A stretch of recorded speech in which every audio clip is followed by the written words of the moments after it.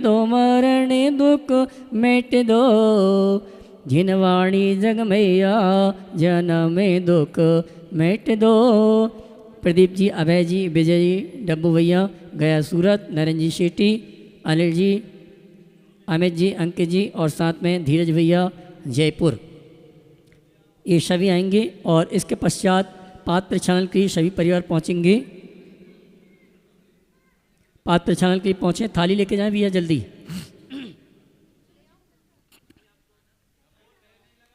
डब्बू भैया जल्दी आइए पात्र चैनल करने के लिए, जल्दी, लेट मत करो। मैं सभी परिवारों को आमंत्रित करूंगा परम पूज्य मुनिवर की चरण वंदना के लिए। हमारे पाटौदी परिवार, सेठी परिवार, काशीलीवाली परिवार, काला परिवार, जयपुर, सूरत, गया, इंदौर, ये सभी परम पूज्य मुनिवर की चरण वंदना पात्र चैनल के रूप में संपन्न करेंगे। समय हो रहा है मंगल प्रवचन, मंगल उद्बोधन का, सभी तैयार रहेंगे।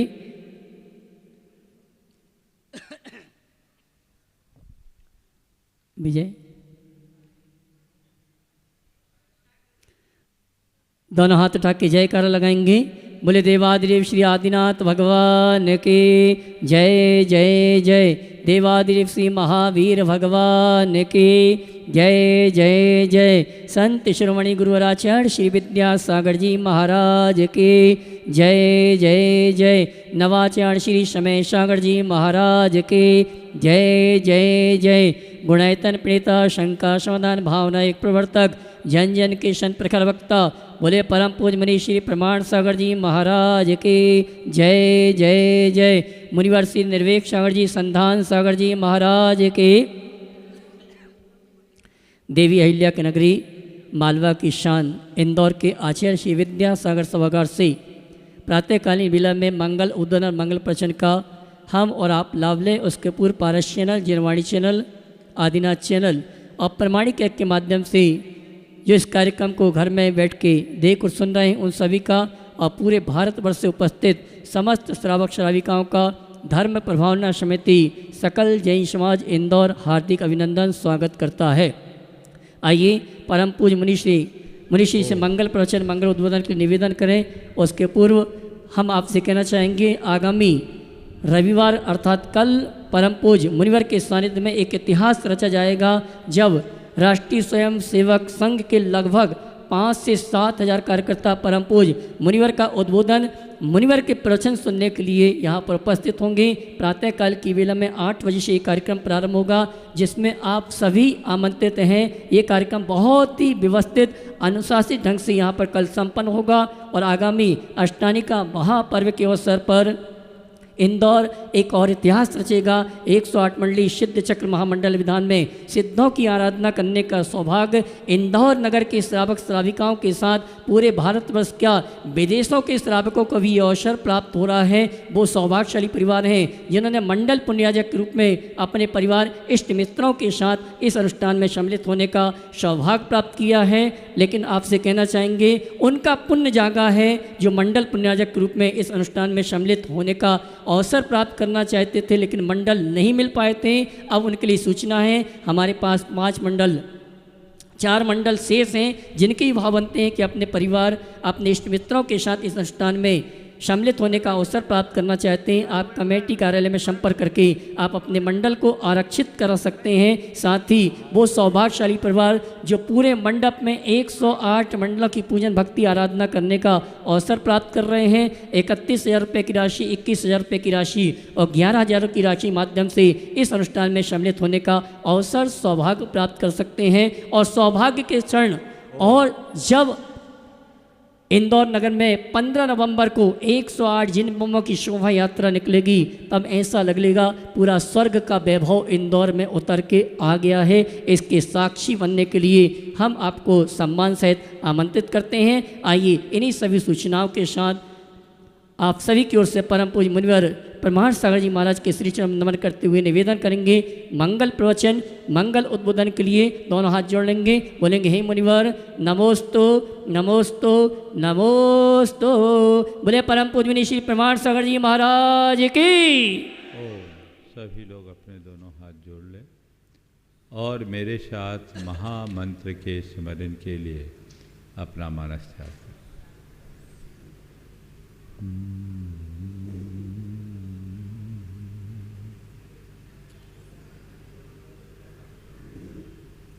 Ramo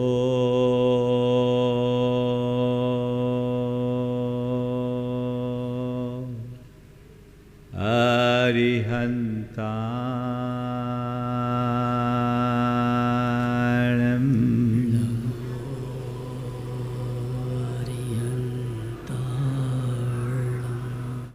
Ramo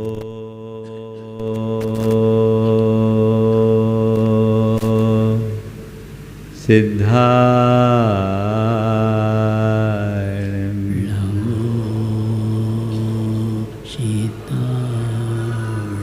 Ramo Ayariyanam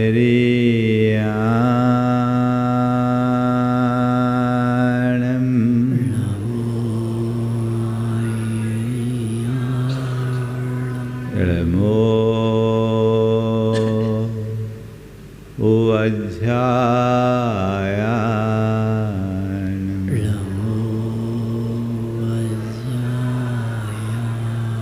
Ramo Loye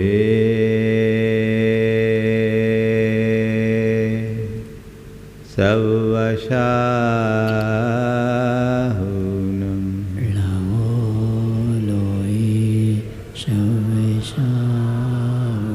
Eso Panche Halamoyaro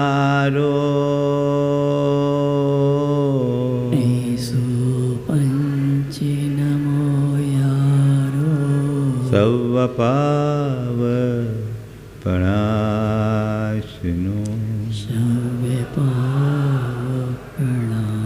Mangalaram Cha Savesim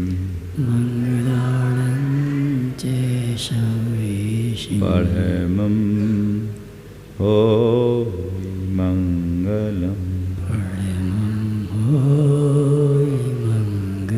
जय बोलो देवादिदेव खदराट श्री भगवान महावीर स्वामी की जय जय जय। अहिंसा परमो धर्म की जय जय जय। पूज आचार्य गुरुवर श्री विद्यासागर जी महाराज जय जय जय। बोले परम पूज मनी श्री प्रमाण सागर जी महाराज की नमोस्तु गुरुवर नमोस्तु। प्रातिहार्यों के वैभव से संयुक्त भगवान आपकी अपूर्व छटा प्रकट हो रही है। आपके दर्शन से मन मंत्र मुग्ध हो रहा है और आपको देखने के बाद मन केवल आप में ही केंद्रित हो रहा है। वह दिव्य अशोक वृक्ष की नीलाभ छवि के नीचे आपकी यह दैदीप्यमान स्वर्णमय काया ऐसी प्रतिभासित हो रही है मानो बादलों की ओंठ से दैदीप्यमान सूर्य प्रकट हो रहा है। मणिजटित स्वर्णमय सिंहासन पर आरूढ़ आपकी दिव्य मुद्रा को देख ऐसा प्रतीत होता है मानो उदयाचल पर सूर्य अंगड़ाई ले रहा है। आपके दोनों ओर ढोरे जा रहे चंवर ऐसे प्रतीत हो रहे मानो सुमेरु पर्वत के दोनों ओर गंगा और जमुना जैसी दो निर्झरनियाँ बह रही है, दो झरने बह रहे हैं। आपके मस्तक पर अधर आकाश में एक के ऊपर एक 3 छत्र, वे श्वेत धवल छत्र आपके 3 लोक की प्रभुता और परमेश्वरत्व को प्रकट कर रहे हैं। और आपके साथ जुड़ा हुआ देवों का ये दुंदुभी नाद आपके सुयश को फैला रहा है। हम कल परसों के दिन दुंदुभी नाद की चर्चा किए थे।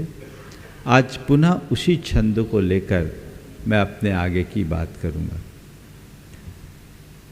गंभीर तार रव पूरित दिग विभाग,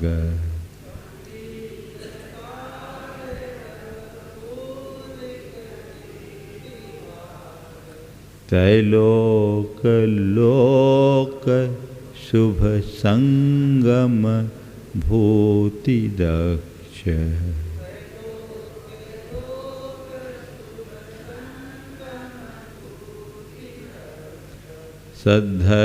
सद्धर्मराज जय घोषण घोष कह सन,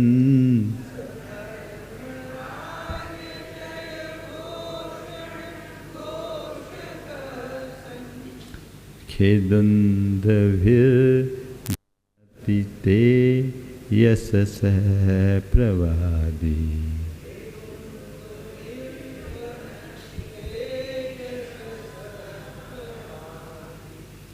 हे भगवान, खे दुंदभी, आकाश में दुंदभी का नाद हो रहा है। कैसे? गंभीर तार उत्कृष्ट रव पूरित आवाज से परिपूरित दिग विभागा, दिशा मंडल दसों दिशाएं जिस आवाज से गुंजायमान है, जो त्रैलोक लोक शुभ संगम भूति दक्ष, त्रैलोक तीन लोक के लोकों को आपके शुभ समागम, आपके समागम के विभूति को दर्शाने में दक्ष है, जो बता रहा है भगवान आ गए हैं, आ गए हैं, आ गए हैं। सद्धर्मराज जय घोषण घोष कहसन, हे तीर्थंकर प्रभु, सद्धर्मराज आप हैं, आपके जयगान का घोष करता हुआ खे आकाश में दुंदभिर ध्वनति, दुंदभी ध्वनायमा ध्वनि ध्वनि हो, दुंदगी की ध्वनि हो रही है, दुंदभी का नाद हो रहा है, जो ते यशसह प्रवादी, वह आपके यश का प्रवादी बना हुआ है। भगवान जहाँ विराजमान होते हैं वहाँ दुंदभी नाद होता है। दुंदभी जयगान का द्योतक है और ये आकाश में होता है, जिसमें बजाने वाले नहीं दिखते लेकिन दुंदभी बजते रहती है।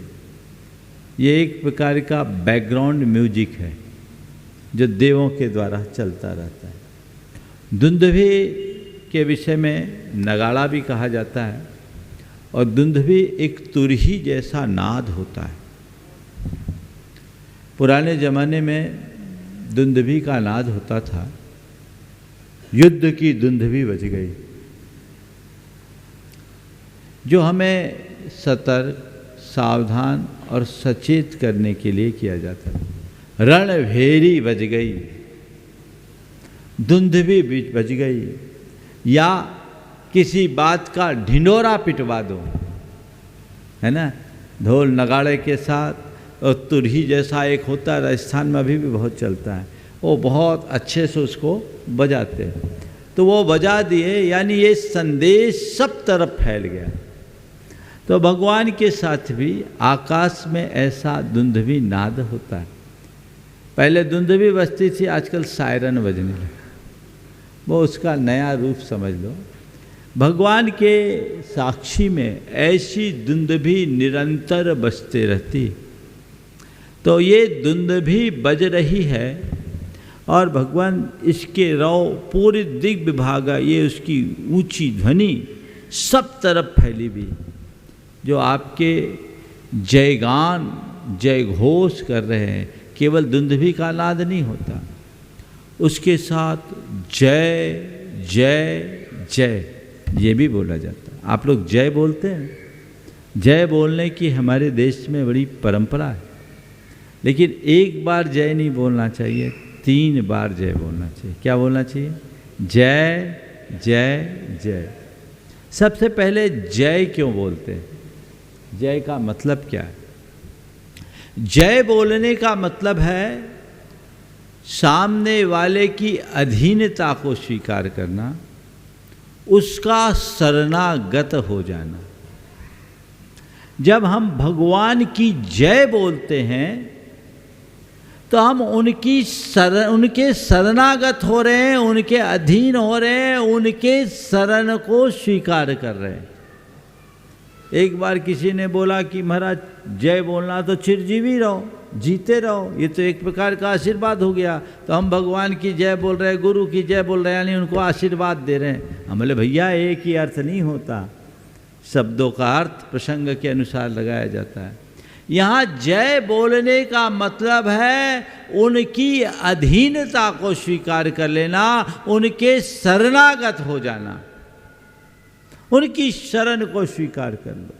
तो ये दुंदुभी नाद आपकी जयगान का द्योतक है, जो सबको ये संदेश देता है, आओ आओ आओ त्रिलोकीनाथ आ रहे हैं, उनकी शरण स्वीकार कर लो, उनके जय जयकार कर लो।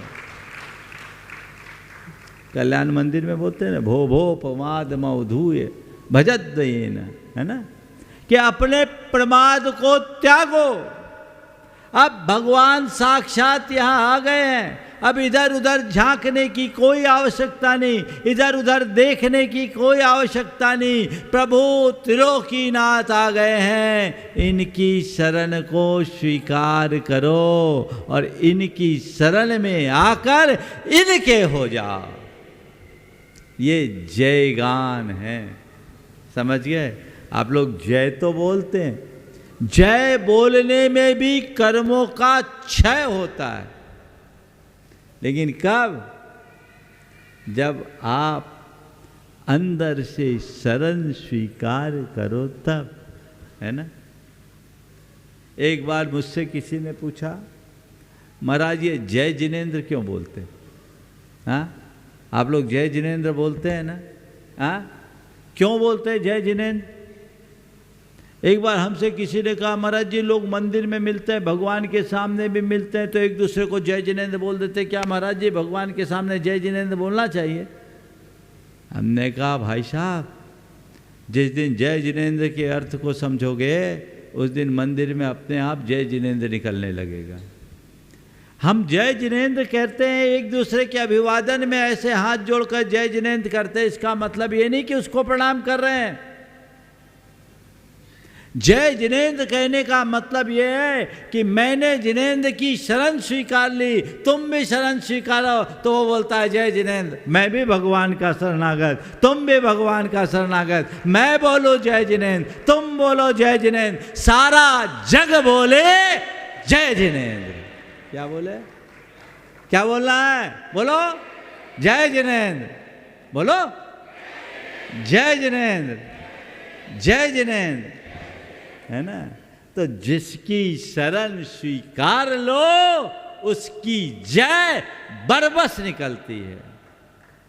तो सद्धर्म राज जय घोषण घोष कहसन, खे दुंदभिर धनति ते यश सह प्रभाति।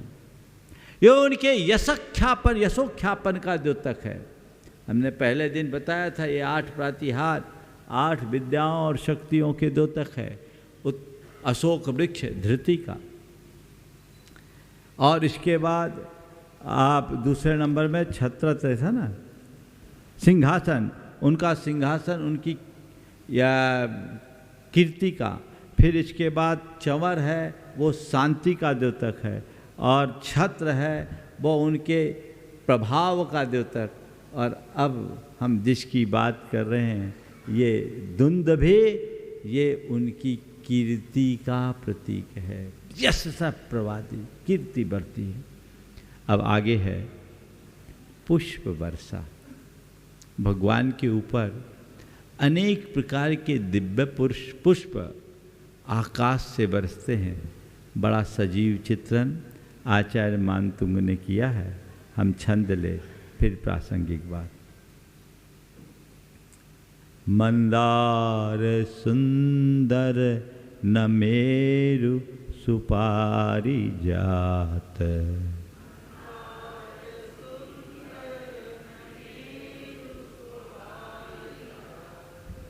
मंदार सुंदर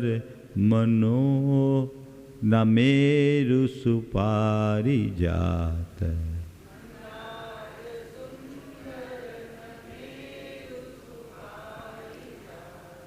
संतान कादि कुसुमोत्कर वृष्टि रुद्धा।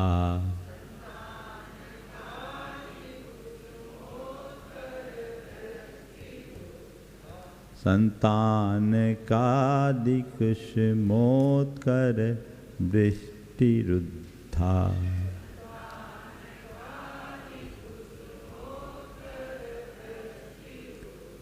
गंधोदविंदु शुभमंद मरुत प्रपाता।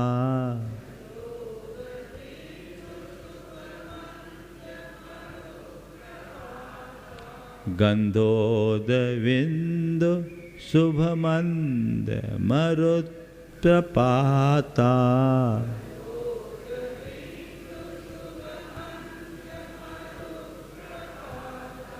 दिव्या दिवः पतते वचसान्ततिर्वा।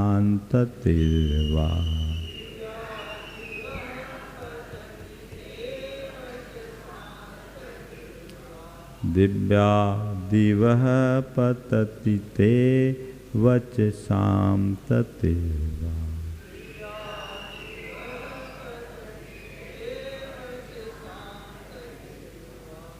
हे भगवान, मंदार, सुंदर, नमेरु और पारिजात जैसे दिव्य पुष्प जो स्वर्ग में ही होते हैं, दिव्या।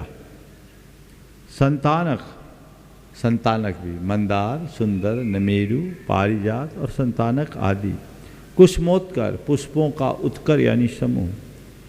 वृष्टि, उनकी वृष्टि कैसी? उद्धा, ऊर्ध्वमुखी, जिसके डंठल ऊपर की ओर हो और सीधे नीचे गिरे, ऊर्ध्वमुखी।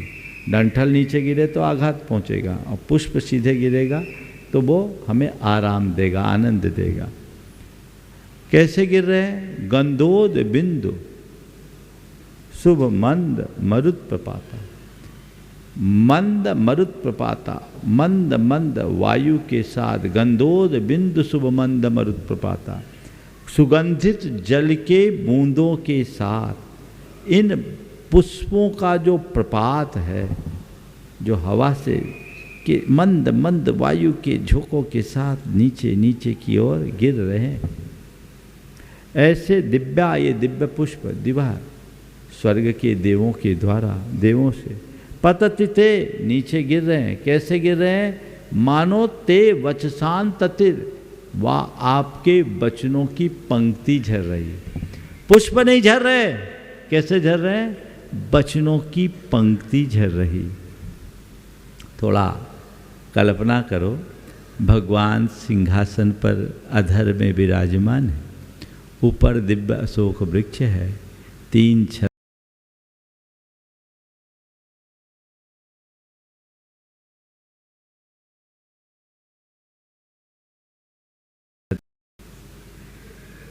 दुंदुभी का नाद हो रहा है और ये पुष्प ऊर्ध्वमुखी संतान, मंदार, सुंदर, नमेरु, संतानक आदि पुष्प झर रहे। ये सब दिव्य पुष्प है। मैंने इन सब पुष्पों के बारे में खोजा तो सुंदर, नमेरु और संतानक का तो कोई पता नहीं चला, लेकिन मंदार और पारिजात धरती पर खिलते हैं। जब मैंने इसको खोजा तो मैं भी आश्चर्य में पड़ गया। मंदार पुष्प मालूम कौन सा होता है? ये जो आंकड़ा होता है ना, आंकड़ा, अकवन, उसको मंदार कहते हैं। उसके पुष्पों की माला देवलोक, वैमानिक देव अपने गले में हमेशा डाले रहते हैं। मंदार पुष्प की बड़ी महिमा है, शिव के ऊपर उसे अर्पित किया जाता है। तो मंदार पुष्पों की माला देवता लोग अपने गले में रखते हैं और वो माला पूरे जीवन पर्यंत उनके गले में रहती है, कभी नहीं मुरझाती। जब मुरझाती है, जब उनकी आयु 6 माह शेष रहती, अंत में मुरझाती। तो ये देवता लोग अपने गले में, खासकर वैमानिक देव, मंदार पुष्प रखते हैं। और पारिजात क्या है? पारिजात, जिसको आप लोग हरसिंगार बोलते हैं ना, वो पारिजात पुष्प का इस धरती पर प्रकट रूप है। तो ये सारे विभिन्न प्रकार के पुष्प ऊपर से गिरते हैं और वो गिरते हैं तो ऐसे प्रतीत होते हैं मानो वे आपके वचनों की पंक्ति गिर रही। मैंने दिव्य पुष्पों के बारे में देखा तो मुझे उनमें 24 प्रकार की विशेषताएं दिखी जो सामान्य पुष्पों से हटकर हो। और मुझे लगा कि प्रभु ये बात केवल दिव्य पुष्पों में नहीं, आपके मुख से उच्चारित होने वाले वचन रूप पुष्पों में भी है। थोड़ी सी तुलना कर ले, हम लिख कर लाए, ऐसे मुझे याद है, फिर भी कहीं भूल ना जाऊं इसलिए लिख के लाया। भगवान ये दिव्य पुष्प बड़े मधुर होते हैं। तो कहते हैं प्रभु इन दिव्य पुष्पों में जितनी मधुरता है उससे कहीं ज़्यादा माधुर्य का रस आपके वचनों में है। इन दिव्य पुष्पों को प्राप्त करने से मन में मधुरता आती है, लेकिन आपके वचनों के श्रवण मात्र से हर व्यक्ति के अंदर माधुर्य का रस प्रकट हो जाता है। ये दिव्य पुष्प बड़े मनोहर है, बड़े मनोहर है, लेकिन प्रभु आपके वचनों की जो पुष्प हैं वे सबके मन को हर लेने वाले हैं। ये मन हर है, वो मनोहर है। वो देखने में सुरम्य लगते हैं, लेकिन ये जीवन को ही सुरम्य बना देते हैं। कहते दिव्य पुष्पों को रखने से श्रम खत्म हो जाता है, थकान मिट जाती है, उन्हें श्रम हर माना जाता है। पर प्रभु ये दिव्य पुष्प श्रम हर है, तो आपके वचन रूप पुष्प भ्रम हर हैं, सबके भ्रम का निवारण कर देते। जो आपके इन वचन रूपी पुष्पों को प्राप्त कर लेते, उनके भाव के भ्रम का तत्क्षण ही निवारण हो जाता है। ये दिव्य पुष्प विषहर होते हैं। कहते हैं स्वर्ग के पुष्पों को हाथ में रख लो तो कैसा भी विष हो वो निर्विष हो जाता है। प्रभु ये दिव्य पुष्प विषहर है, तो आपके वचन रूप पुष्प विषयहर है। थोड़ा सा देखो बच्चों को, ये दिव्य पुष्प विषहर है, तो आपके वचन रूप पुष्प विषयहर हैं। लोगों के अंदर की विषयासक्ति समाप्त हो जाती है, जिसे आपके वचन रूप पुष्प की प्राप्ति हो जाती। कहते हैं ये विश्व दिव्य पुष्प सब प्रकार के रोग को हर देते हैं। थोड़ा देखिए, बच्चे व्यवधान कर रहे हैं, उन्हें लेके पंडाल से बाहर ले जाए।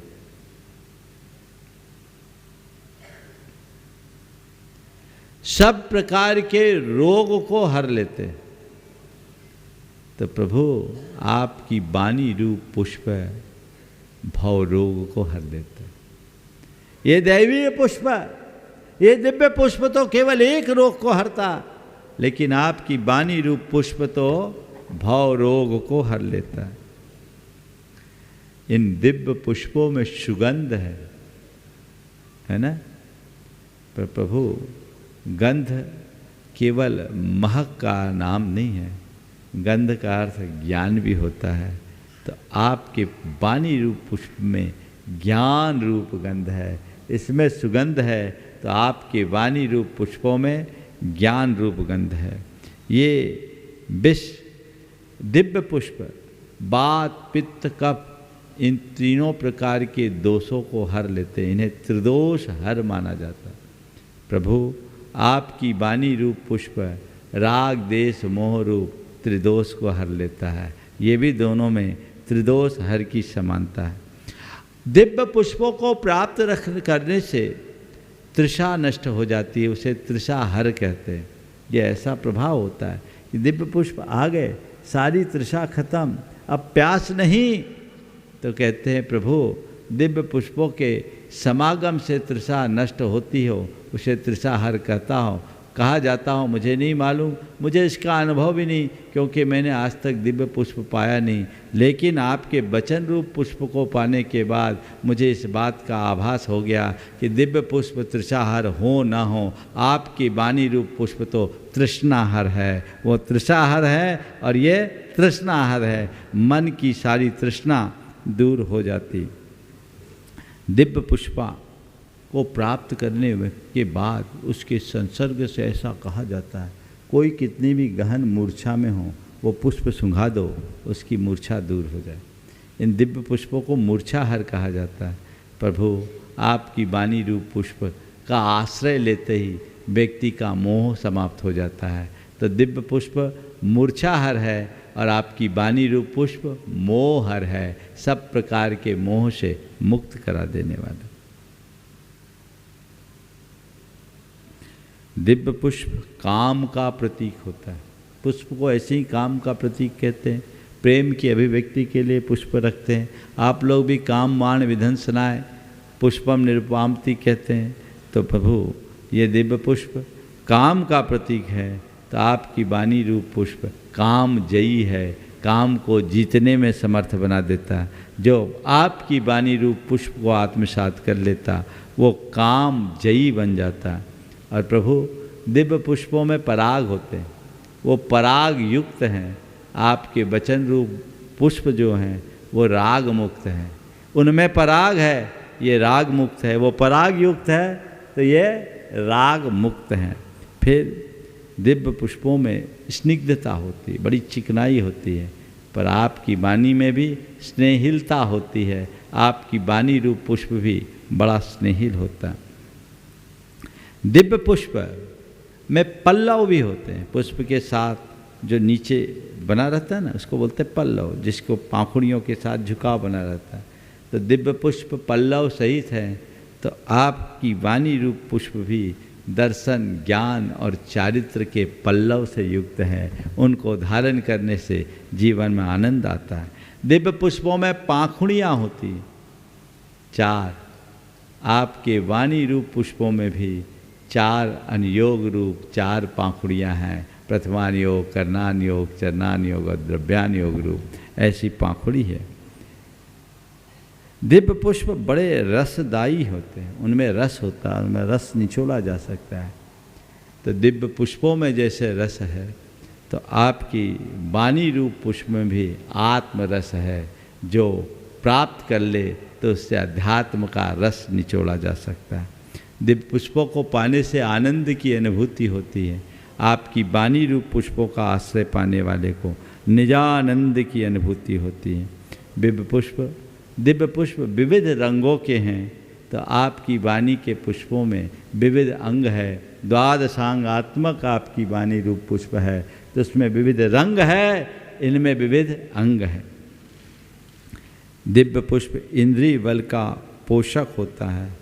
तो ये आपकी वाणी रूप पुष्प आत्म बल का पोषक है। इससे आत्म बल की प्राप्ति होती है।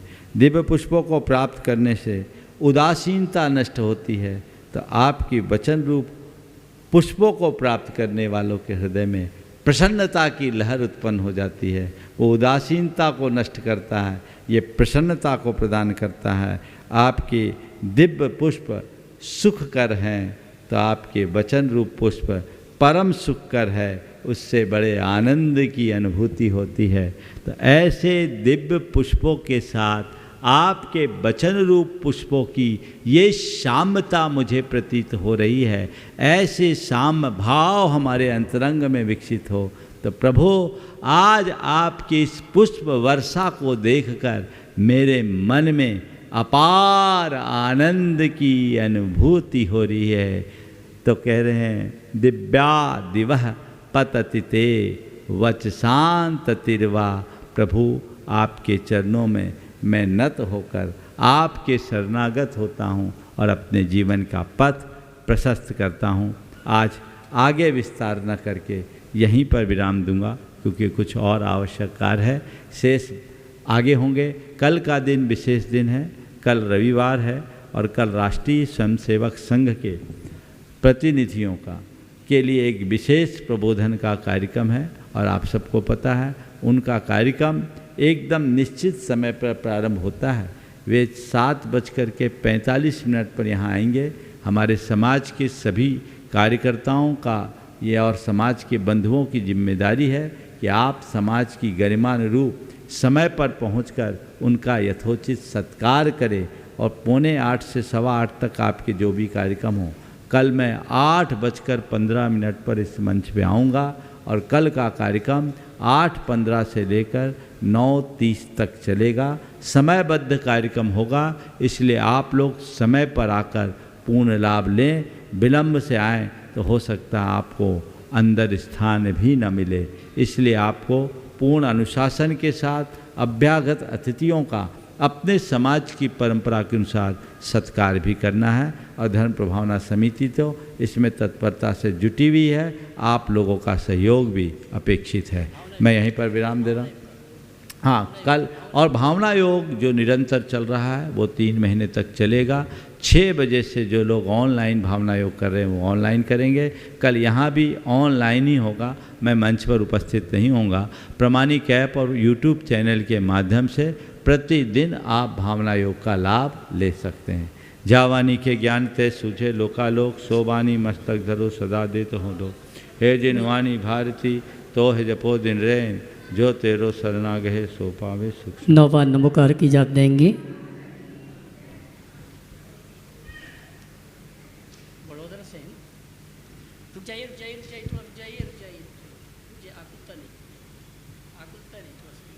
ओ हमारे बीच में बड़ोदरा से और अन्नगर से समाज के श्रावकाएँ श्री पर चढ़ा के गुरुवर का आशीर्वाद प्राप्त करेंगे। अर्घावली के माध्यम से आज की जी बागीदौरा से बड़ौदा से जो भी श्रावक आए हैं, पुनः सभी के लिए सूचना है, कल का विशेष दिन है, बहुत ही महत्वपूर्ण दिवस है। अनुशासित ढंग से कल की व्यवस्था में हमें सहयोग प्रदान करना है। हमारे लगभग बहुत से आरएसएस के स्वयं सेवक यहाँ पर परम पूज्य मुनिवर का उद्बोधन मंगल प्रवचन के लिए उपस्थित हो रहे हैं। 7:30 बजे से उनका आने का क्रम प्रारंभ हो जाएगा। 8:15 बजे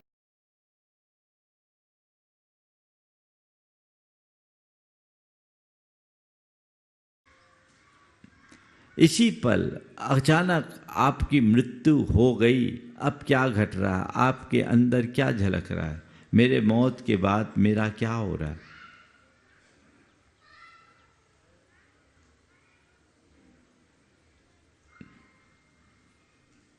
आपको आपके परिजन रोते बिलखते दिख रहे होंगे, आपकी अंत्येष्टि की तैयारी नजर आ रही होगी, आपके बाल बच्चे आपकी संपत्ति को लेकर के अपना दिमाग लगाते दिख रहे होंगे, आपके परिवार के लोग आपके शरीर के आभूषण उतार रहे होंगे, आपकी और जितनी भी परिसंपत्तियां उसके लेन देन की बातें सोच रहे होंगे। घर परिवार के लोग यही सोच रहे होंगे, आपके मित्रजन, आपके स्नेहीजन, आपके परिजन, आपके रिश्तेदार आपके जीवन की गौरव गाथा सुनाते दिख रहे होंगे, है ना। लेकिन आप कहाँ होंगे, क्या दिखा बोलो, यही सब दिखा ना। तुम कहाँ खो गए, क्योंकि पूरी जिंदगी किसी के होके जिए, खुद के नहीं। पर के होके जिए, खुद के होके जियो। ये सब चीजों पे तो उलझ गए। तो मैं इस बात की संतुष्टि मिली कि मैं मरा तो पूरी जिंदगी अच्छे से जी के मरा हूं। अब मुझे जहां जाना है आराम से जा रहा हूं। किसी व्यक्ति को ऐसा लगा? मोह में जीने वाले व्यक्ति को केवल बाहर का विस्तार ही विस्तार दिखता है, अपने अंदर के स्वरूप को कभी पहचान ही नहीं पाता। संत कहते हैं बाहर के विस्तार में मत उलझो, अंदर से तार जोड़ो। अपनी अंतरात्मा को पहचानो, उस यथार्थ के प्रति अपनी दृष्टि लगाओ, तो जीवन धन्य हो सकेगा। तभी कुछ उपलब्ध होगा, तभी कुछ हासिल कर सकोगे। अन्यथा सब छूट जाने वाला है। तो आया है सो जाएगा। जिसने जन्म लिया है उसका मरना निश्चित है। मृत्यु सामने दिखेगी तो मोह नहीं होगा। अभी थोड़ी देर पहले आप लोगों ने बोला था कि अगर मेरी मृत्यु की तारीख तय हो जाए तो मैं माला ही लेके बैठूंगा, बोला था। हमने तारीख बता दी, लेकिन फिर भी तुम माल के पीछे भागोगे, माला के पीछे नहीं। माला जपो, जीवन को सही दिशा दीजिए। एक राजा था, उसे रोज सहस्रदल कमल भेंट किया जाता था। सहस्रदल कमल, एक ऐसा कमल जिसमें 1000 पाखुड़ियां।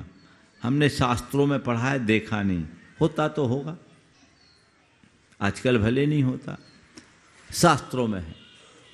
राजा ने उस कमल को जैसे हाथ में लिया तो देखता क्या, उस कमल में एक मरा हुआ भौरा भी है। भौरे को देखते ही राजा को के आंखों के सामने उसकी मौत नाचने लगी। उसे लगने लगा, अरे जैसे भौरा इस कमल की राग में रहकर, इस पराग की राग में मुग्ध होकर अपनी जिंदगी खो दिया, मैं भी अपने राजपाट और राग रंग में उलझकर अपने जीवन का बहुभाग खो दिया। कभी भी मेरी मृत्यु निश्चित हो, मृत्यु आ सकती है। इससे पहले कि मेरी मृत्यु हो, मैं अपने जीवन को अमृत बनाने के रास्ते पे निकलूंगा। सब मैं छोड़ता हूँ। ऐसा वैराग्य हुआ कि राजपाट वैभव सब त्याग कर निकलने को बढ़ चले। अपने पुत्र को उत्तराधिकारी बना रहे, बेटे इस राज्य को संभाल।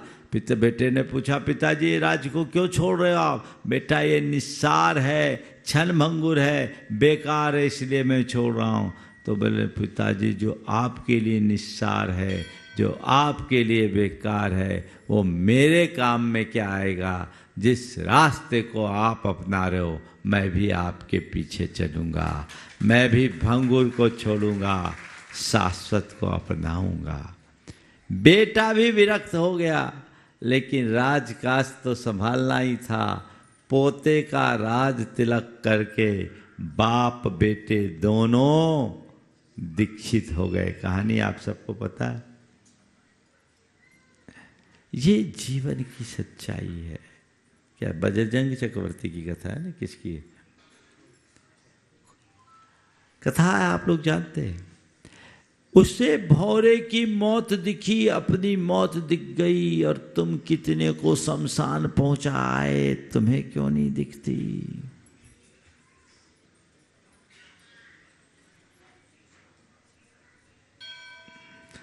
आंखों ने तुझको तेरी कितने दिखाए मुर्दे, कांधे पे अपनी तूने कितने उठाए मुर्दे, फिर भी बना है अंधा जबकि तेरी नजर है। दुनिया में रहने वाले, क्या तुझको ये खबर है? 2 दिन की जिंदगी है, पल भर का ये सफर है? 2 दिन की जिंदगी है, पल भर का ये सफर है, कभी भी हो सकता है। इस हकीकत को समझो। जिस दिन इस यथार्थ को समझ लोगे, सब मोह छूट जाएगा भैया।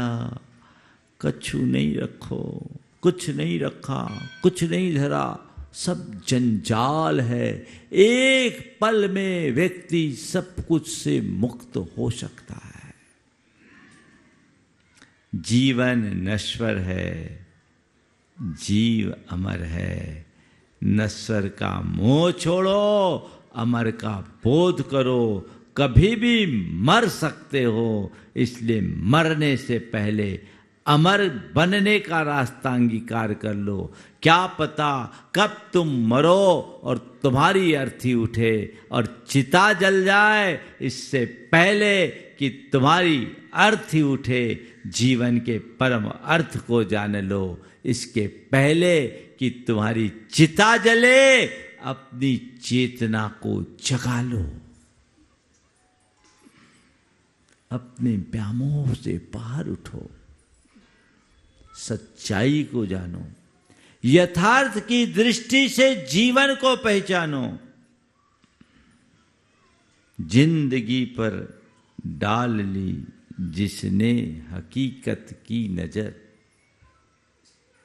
जिंदगी पर डाल ली जिसने हकीकत की नजर, जिंदगी उसकी नजर में बेहकीकत हो गई। जिस दिन तुम इस सत्य की दृष्टि से जिंदगी को देखना शुरू करोगे, संसार का सारा आकर्षण छूट जाएगा, सब बेकार और निस्सार लगने लगेगा। लेकिन तो अभी तो उसी में चिपके हो। पहले तो शमशान में भी थोड़ा बहुत बैराग की बातें होती थी और लोग उसे शमशानिया बैराग कहते थे, पर अब तुम लोग इतने होशियार हो कि शमशान में भी गुना भाग लगाते रहते हो। वहाँ भी ही ठीक ठीक ठिठकी लगती रहती है, हंसी ठिठोली करने लगते हो। कैसी विडंबना है, ये व्यामोह की पराकाष्ठा है। इससे अपनी दृष्टि को मोड़ने की आवश्यकता है। तो जिसने जन्म लिया उसकी मृत्यु निश्चित है। न कुछ लेकर आए न लेकर जाएंगे, ये भी पक्का है कि नहीं? बोलो, किसके लिए जोड़ रहे हो फिर? किसके लिए जोड़ रहे हो? बोलो, किसके लिए जोड़ रहे हो? घर परिवार के लिए। सच्चाई को समझो। एक बड़े उद्यमी युवा था, मेरे पास बैठा था परिवार के साथ। धर्मपत्नी ने कहा, महाराज इनसे कहो कि थोड़ा भाग दौड़ कम करे, सप्ताह में 6 दिन घर से बाहर, लंबा चौड़ा कारोबार, बहुधंधी आदमी। जब मैं उसकी तरफ देखा तो बोला, महाराज मैं सब इन्हीं लोगों के लिए कर रहा हूं। पत्नी ने छूटते ही कहा, महाराज जी इनको कहिए हमें इनका पैसा नहीं चाहिए, हमें अपना पति चाहिए और हमारे बच्चों को अपना पिता चाहिए, इनके पैसे की कोई जरूरत नहीं। महाराज थोड़े दिन हो जाए फिर मैं अभी सबको ध्यान दूंगा, थोड़ा कम करूंगा। मैंने उससे एक सवाल किया कि ये बता, तेरे पिताजी अपने पीछे कुछ छोड़ कर गए? बोले हाँ महाराज बहुत कुछ छोड़ कर गए। मैंने कहा जो पिताजी तेरे लिए छोड़ कर गए वो तेरे कुछ काम आया? बोले महाराज आप लोगों के आशीर्वाद से मैं उससे 100 गुना बढ़ा है। मेरे पिता ने अपने पीछे जो छोड़ा मैं उससे 100 गुना बढ़ाया। हमने कहा तुम कितने भाई? बोले 3 भाई। तीनों भाई का क्या हाल? बोले तीनों भाई बहुत फल फूल रहे। बोले तेरा कितना बेटा? बोले एक ही है महाराज सामने। बोले देखो तेरे पिता की संपत्ति तेरे काम में नहीं आई, वो छोड़ कर गए और तुमने उसे 100 गुना बढ़ाया। तुम्हारा बच्चा एक है, तुम भी छोड़ कर जाओगे, लेकर नहीं जा सकते। तुम्हारे बेटे में हुनर होगा तो वो उसे बढ़ा लेगा और हुनर खत्म होगा तो सत्यानाश कर लेगा। तो फिर किसके लिए जोड़ रहे हो? तुम्हारे पिता भी छोड़ कर गए, तुम भी छोड़ कर जाओगे, तुम्हारा बेटा भी छोड़ कर जाएगा। जिंदगी भर जोड़ोगे, सब छोड़ के जाना पड़ेगा। अगर जोड़ना ही है तो उसे जोड़ो जो तुम्हारे साथ जाने वाला है। जो तुम्हारे साथ जाने वाला उसे जोड़ो। गुरुदेव कहते जुड़ो न जोड़ो, जोड़ा छोड़ो, जुड़ो तो बेजोड़ो तो बेजोड़ जोड़ो। उस तरफ दृष्टि ही नहीं है, उधर दृष्टि होनी चाहिए। बेजोड़ को जोड़ने का सत्प्रयास होना चाहिए। ये तभी होगा जब आत्मा से अनुराग जुड़ेगा, हृदय में वैराग्य जगेगा, जीवन का पथ प्रशस्त होगा। तो न हम कुछ लेकर आए हैं न लेकर जाएंगे। गांठ में बांध लो, सब छोड़ के जाना है। एक तिनका भी तुम्हारे साथ जाने वाला नहीं। तुम्हारे साथ क्या कोई नहीं ले जा पाया, तुम कहां ले जाओगे? इसलिए उसके पीछे मत भागो जो यहीं छूट जाना है। जोड़ना है तो उसे जोड़ो जो जन्म जन्म तक तुम्हारे साथ रहे। धन वैभव जोड़ने में पूरा जीवन बर्बाद कर दिए, गुण वैभव जोड़ो जीवन तर जाएगा। अब तुम्हें तय करना है कि मुझे किसे प्रमुखता देनी है, धन वैभव को या गुण वैभव को? किसको प्रमुखता देनी है बोलो? हाँ मुकेश, किसको प्रमुखता देनी है, धन वैभव कि गुण वैभव? जोर से तो बोलो, तुम लोग इतने सकपका क्यों रहे? हाँ गुण वैभव ने अभी तक क्या दिया? न कुछ लेकर आए न लेकर जाएंगे। दो भिखारी के बच्चे आपस में बात कर रहे थे और उसके बाजू दो सेठ के बच्चे आपस में बात कर रहे थे। एक कह रहा था कि मेरे पिता अपने पीछे 10 करोड़ की संपत्ति छोड़कर गए। दूसरे ने कहा मेरे पिता अपने पीछे 20 करोड़ की संपत्ति छोड़ गए। दोनों आपस में बात ही कर रहे थे। थोड़ी दूर पर दो भिखारी के बच्चे थे। उनने कहा दोनों उल्लू के पट्टे, दोनों के दोनों उल्लू के पट्टे। ये बात सेठों के बेटों ने सुन लिया। दोनों ने